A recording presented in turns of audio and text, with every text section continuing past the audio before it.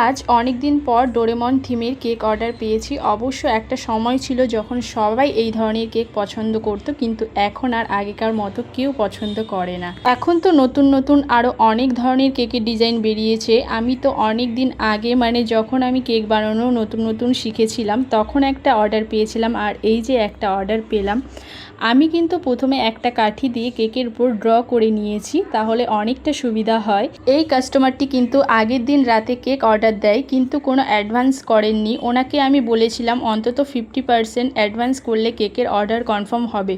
তো কাস্টমারটি সকালে 8টার সময় ফোন করেন এবং অর্ডারটি কনফার্ম করেন 50% পেমেন্ট করে। আসলে যখন আমি নতুন নতুন কেকের বিজনেস শুরু করি, তখন কিন্তু আগে থেকে কোনো পেমেন্ট নেওয়া হতো না।